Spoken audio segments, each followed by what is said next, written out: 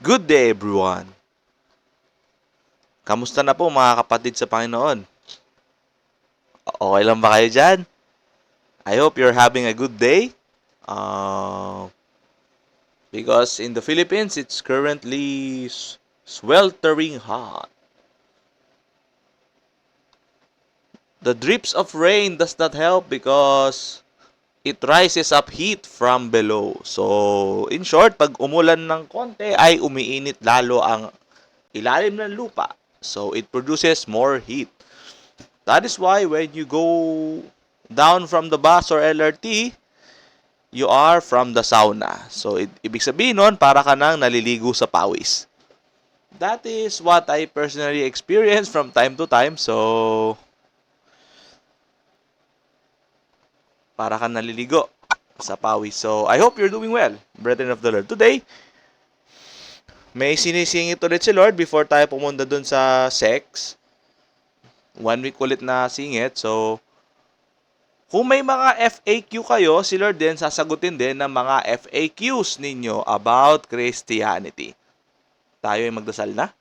Panginoon, nagpapasalamat ako sa araw na ibinigay po sa amin, Panginoon. Nagpapasalamat po ako sa inyong pabor. Nagpapasalamat ako sa inyong patnubay, Panginoon, na inyong ipinagkakalob para sa amin. Be our speaker. Be our guide, Panginoon, in everything that we do. We magnify your name. We may represent what you do on earth as it is in heaven. Salamat to Lord. In Jesus' name we pray. Our Lord, our Savior. Amen. Maraming tanong sa Bible. Yes, FAQ lang. Sige. Simulan natin sa Book of Genesis. Ayan. Maraming tanong. So, sabi, ang tanong kasi ni ano nangyari before day 2? Wala pang formless lahat nila. Formless lahat. So, may argument kasi na space comes first before God. Saan lulugar ang Diyos kung wala naman siyang space? Ang sabi ni Lord sa akin, mali. In the first place, bakit kayo nag-argue kung may space ba muna or ako? Kasi wala naman akong simula. I am standing alone in the entirety of the second and third heaven. I was lurking around. Everything was in midst of darkness. Noong unang panahon, nilakbay ko ang buong kalawakan. Hindi pa magkabuklod ang first, second, and third heaven. Sabi ni Lord, nilakbay ko. And it was pretty dark and it was pretty void. I could exist without anything. Kaya ko mag-exist nang wala naman lahat. Because I am the Alpha. Sabi nga ni Lord sa akin. Yan. So, yan yung unang tanong. Yun yung unang tanong, no? Ano kaya ginagawa ni Lord nung wala pa ang lahat? Eto sagot ni Lord. I was just lurking around. I was just finding innovations. Everything is in mind. I find ways to ornament the whole entirety of the second, third, and the first heaven. That's what I did. I planned and I say the word. And pagdating nga sa day 1, and there was light. Yan. Bakit inunya niya ang light bago ang mass? Yan yung mga tanong. That's the second question. Bakit inuna niya ang light before ang mass? Well, the answer is very simple. Before you could do something, you need light. You need something that will guide you. That is the reason why there are a lot of unexplored areas in the ocean because a lot of the areas below 1,000 meters or 1 kilometer is already dark. Pagka nilakbay mo 1 kilometer mula taas ng ocean hanggang baba, wala nang ilaw yon. It makes it a lot harder for the explorers to see. Kaya nga sabi ng NASA, they are more interested towards space exploration rather than going below the sea. So, although may ibang pananaw sila dito pagdating dito sa NASA on why they ceased on adventuring there from the beneath of ocean. Actually, hindi lang naman sa ocean. So, saka ko nasasagutin yung mga ano ba ang meron sa mga gaseous planets? Saka ko naaano yan. Kasi karamihan kasi sa mga gaseous planets, doon lumulugar yung demonyo, hindi naman sa Mercury. Sabi ni Lord, halos wala naman magdalakas loob na tumambay sa Mercury. Kasi wala naman daw katuturan doon. So, unlike in Saturn, Jupiter, the devil can do something there. So, it is much more friendly towards their modernistic techniques of living. So, light comes first, of course. So, humans need a guide towards what they are going to make before making land or water. So, of course, as we notice, and the second day has come, where the heavens separates the heavens. Ito yung tanong kasi, bakit kailangan pang paghiwalayin ang first, second, and third heaven? When it comes to it. Yan ang tanong nila, ba't kailangan pang paghiwalayin yung tatlo? The obvious answer is, sabi ni Lord sa akin, everything is going to be in chaos. Iba ang elements elements of living sa first, sa second, and third. Iba ang conditions of living. So, kung paghahaluin ko ang elements ng second at saka first heaven, this earth is going to be a disastrous place. Walang ozone layer, wala yung mga nagpo-protect against radioactive elements of the asteroids, of the sun. Wala magpo-protect sa earth against these violent comings from the comets and the like. So, yung alien, UFO, ibang video yon. So, saka na may marami rin sasabihin si Lord dyan sa mga UFO na yan. So, abangan nyo yun. Kabilang na dyan yung napapanood nyo ba sa cartoons yung mga aliens, may dinudukot na tao yung aliens? Abangan nyo yun. Totoo yun. Kasi yung mga humans, syempre, pagka dinukot, diretsong diretsong second heaven na yun. So, maglilingkod na sila doon habang buhay. So, abangan nyo yun. Kung yung mga nasa cartoons, ganun din daw ang magiging pakulo ng demonyo. Di naman na nagtatago yung demonyo. May sabi ng mga demonyo, bakit pa kayo magtatago? Para alam na ninyo. Para di na kayo magulat. Dati parang pamisterious pa eh. Ngayon wala na. Kasi nga si Lord ganito na. Diretso na siyang diretso na siya mag-instruct, no? So, everything is said is no more mystery, no? Hindi na siya, it does not require any deep understanding of things. But instead, even sabihin na natin the cognitively least gifted could understand what the Lord is saying because He is already saying straight to the point. Yung mga demonyo ganun din. Yan kita nyo, lumabas yung zombie, kaya nga sinasabi ng mga demonyo, balang araw magiging zombie din kayo. Kaya nga yan, pinapalabas ko na yung mga zombie. Magiging zombie din kayo. Tapos pagdating ng Halloween, kung makaasta parang zombie. Tapos yung iba, nagsusot pa ng costume, yung mga bungo-bungo na lang. Ay, sige, maganda yan, balang araw din nyo na kailangan mag-costume. Ganyan na talaga kayo. Mamawalan na kayo ng balat, wala na, ano na lang kayo, skeleton na lang kayo, tapos ang magbabay na lang sa skeleton nyo, yung kaluluwa nyo. Di naman na nagtatago yung demonyo eh, di pa ba kayo nakakalata? Yan, yung nanood kayo ng yung Simpsons.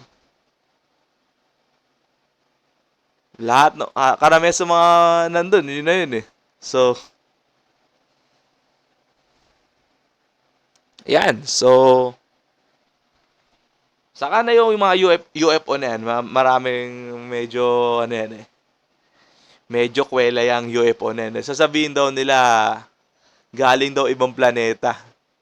Sabi nila, di ko pa nga, wala pa nga akong ino-open na ibang planeta to be inhabited by people. Tapos magsasabi kayo, galing ibang planeta. Eh kung hindi sa tao yun, kanino kaya galing yun? Sabi ni Rizal, isipin na ninyo. Kasi ang anghel, mga anghel, hindi ko inuutusan manakot eh. Wala akong inuutosang anghel para manakot. Sino kaya yun? Isipin nyo na lang. So, yun na nga. So, that is the reason why the heavens has to be separated from the heavens. Because the Lord does not want to intermix the elements that requires for them to thrive. So, next question is about it. So, speaking of which, so bakit bakit ang dami mong ginawang planeta? Bakit ang dami mong ginawang stars? Isang planeta lang naman ang kabubuhayan ng tao. Dami niyang ginawa eh. Sabi ni Lord, yung solar system na wala pa raw yan. Marami pa raw di natutuklasan. So, ang sagot ni Lord dyan is ganito. One is, it is what I want. So, wala na tayong magagawa doon. Ganun ko siya gustong gawin. Secondly, kung napansin nyo sa order ng planets natin, there is a purpose for each planets to be constructed. The Jupiter was really meant to be in the middle because it is the biggest of the planets and it is the main planet that is responsible for the absorption of the comets. So, malakas ang gravitational pull ng Jupiter to the point that it can redirect objects from far away, even far away from its surface. That's how Jupiter works. So, may mga pilosopo, tinatamaan ba yung mga demonyo dun sa Jupiter? Hindi. Wala naman nararamdaman yung demonyo physically. Pagka kunwari may dumaang comet doon, wala, di naman nila papansinin yun. Kahit tumama sa kanila, tatagos lang naman sa kanila yun. So, wag na kayo mag-alala kung tinatamaan ba ng comet yung mga demonyo. Hindi. Spirit nga sila eh. So, wag na silang isipin kung baka masaktan sila doon sa sa surface doon sa Jupiter. Hindi, spirito nga sila. Kaya nilang i-adjust yung kanilang bodiless soul. Wala naman talagang katawang buhay ang demonyo. Kaya nga nagsasanib sila sa tao para magawa nila yung gusto nila. Kasi apart from the people, the devil cannot do anything. Kasi nga, ayun yung punishment ng demonyo eh. I will put enmity between you and the woman's seed. So, ibig sabihin nun, hindi talaga sila naturally magkakasundo. So, kung sa Jupiter, ulitin ko ulit ha. So, hindi sila nasasaktan doon. So, kunwari, may mga malakas yung hangin doon eh. Sobrang lakas ng current ng hangin doon.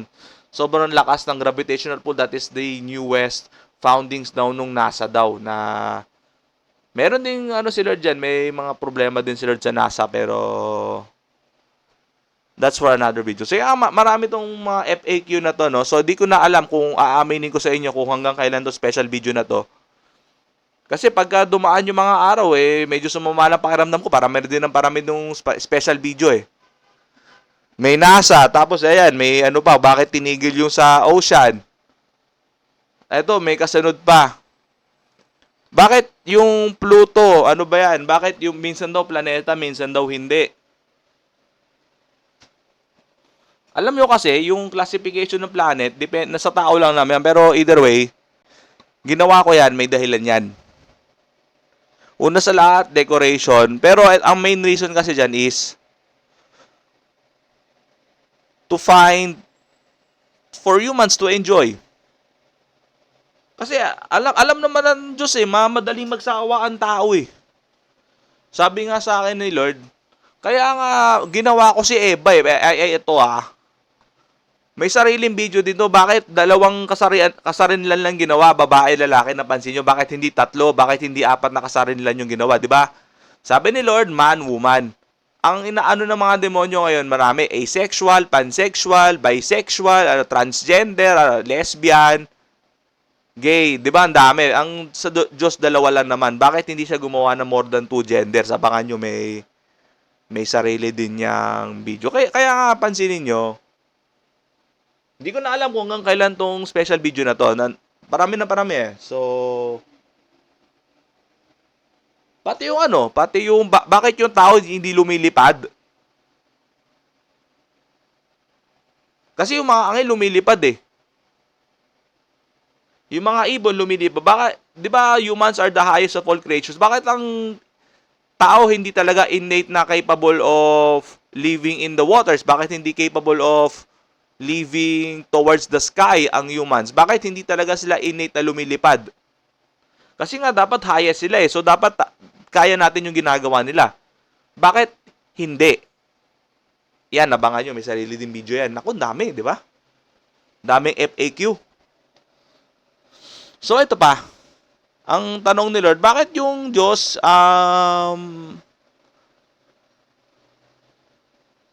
bakit hinuli yung tao? Siyempre, medyo common yung sagot. Siyempre, paano naman mabubuhay tao kung walang lupa, 'di ba? Walang tubig, wala yung hindi pa ayos lahat ng mga elements, no? So, bakit hindi sang-ayon si Lord sa time system? Bakit hindi sang-ayon si Lord sa oras? Yung tinitingnan nyo, 10 o'clock AM, 11 o'clock AM, 12 o'clock AM, PM, medyo hindi rin siya jive dyan eh. Kasi, ano yan eh, sabi ni Lord sa akin, parang lason din yan eh. Malalaman nyo. Kasi, nakaka-pressure. It brings pressure to a lot of people, to be honest, sabi ni Lord sa akin. Kaya naman mabuhay ng tao ng walang oras eh. The primitive people does not rely on time for them to live. They only rely on the light. Kaya nga inuna ni Lord yung light because humans need a guide towards their living. That's why the Lord created light, not time. Because light is the more accurate way of telling humans' existence. Yan. Yan, saka ako na pag-uusapan yung light na yan. So, bakit light is more essential rather than time? Kasi, mas madaling sabihin kasi, nakakadalawang araw na, ano ba nangyayari? Kasi ngayon kasi, sabi ni Lord, pamanliligaw, tayo na ba? Antayin mo naman, tapos, dali na, ang tagal. Sabi, ang tagal. Ano yan? 5 minuto, tagal? Ganun ba yun? Tapos, kaya nga, pinapressure ng demonyo yung tao sa pamamagitan ng oras. Kasi dapat at a certain point, ganito, teka muna, may sarili nga akong time frame para sa taong yan, bakit mo ba inaano? Kasi gusto mo standard mo masunod, paano kung ibang standard yung masunod? Paano kung hindi sa'yo, di GG ka na. Kaya nga, eto, time is used by the devil. Time was invented by the devil to pressurize what people can do for the Lord. Ginagawa nilang standardize ang inclusivity ng tao. Sabi nga nila, you're fearfully and wonderfully made. Pero because of these boundaries, they are limited to explore the utopia. Human has its own utopia that is according to the point of view of the Lord. Kaso ang dami yung deadline, ang dami yung cheme-cheme, ang dami nyo, dapat ganito, dapat ganito. That's what time did. No, ang dami, diba? So, pati oras, pati ilaw, ayan, daming ano. So, yan, climate change, isa pa yan. May sarili ding video yung climate change, abangan nyo. Bakit ganon? Nakokontrol ba talaga ng demonyo? Oo. Yung mga winter na lagpas negative 20, mag-isip na kayo nun. Normally, ginagawa lang ng Lord ang mga negative 30 pataas pag nasa Arctic areas na. Halimbawa, within the Arctic, North Pole, South Pole. Pag within that pole, dun lang meron negative 30. Pag nagkaroon ng negative 30 sa mga subtropic areas, sa mga Amerika, sa mga Canada, pag nagkaroon ng negative 30 pataas, mag-isip na kayo dun. Yan. So, ganun din naman. Sa mga tropic, pagka lumagpas na ng 40, or kunwari, sa tropic lang pero pag sa disyerto talagang lalagpas talaga ng 50 yan. Pero pag lumagpas na ng mga 45, 40, yung nararamdaman yung init, ganyan, that's not normal. That is something. May something na yan. Kasi the tropic countries ang pinaka-maximum lang talaga na ina-allow ni Lord dyan is around 37. 37, that is the maximum human temperature. Pag lumagpas dyan, may something na yan. Tandaan nyo, hindi pinapahirapan ng Diyos ang tao because even the ecosystem will not thrive because of the intense heat in the tropic countries. Alam ng Lord yan Alam ng Lord paganahin ng tropic. Alam ni Lord paganahin yung mga taiga, yung mga malalamig na bansa. Alam ni Lord kung paano paganahin yan. Pag may sumobrang init dyan, may something na yung demonyo dyan. Tandaan nyo, yung init nanggagaling sa ilalim, hindi sa taas. So, kung napansin nyo, sobrang init, may kabalbalan na yung demonyo dyan. Tandaan nyo yan. Pati temperature, mayroon din silang dyan. Maloko nga. The devil comes to steal, to kill, and to destroy. Ang role talaga ng devil is manghatak talaga ng tao sa impyerno. Wala na silang pakialam sa emotions. May emotions din yan. Hindi naman sumaya demonyo kasi alam naman nila sa itatali din sila sa impyerno Bakit sila sasaya dun? Sinong sasaya dun? Wala naman. Di syempre, hatak na lang Come with me na lang Kunwari sabihin natin, may paradise din ako. Naku, abangan nyo tong Atlantis na to Kasi nung una, scripted lang yan. Pero sa totoo lang, it is also possible to create a city within the ocean, within the waters.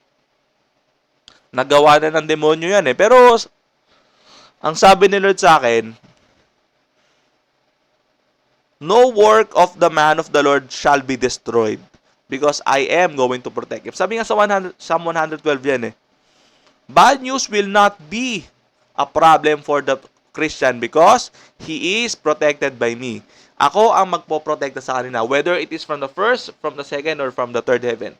So, may sarili pang video itong ano bang role ng tao sa second at saka sa third heaven. Normally, sa first heaven mo lang makikita ang tao Meron, malaki. Yan, may sarili din akong video sa ano ba yung ginagawa sa astral. Ano ba ang process ng paghihiwalay ng kaluluwa sa katawan ng tao? Ito meron talagang proper steps ang astral. Saan itatago yung katawan? Meron kasi sa mga hindi pa talaga nakakaalam, parang iniiwan yung bangkay. Pero sa totoo lang, si Lord talaga, meron talaga siyang way to get the body of the human, na meron siya talaga pagtataguan yan. So, ito kasi yung tanong sa astral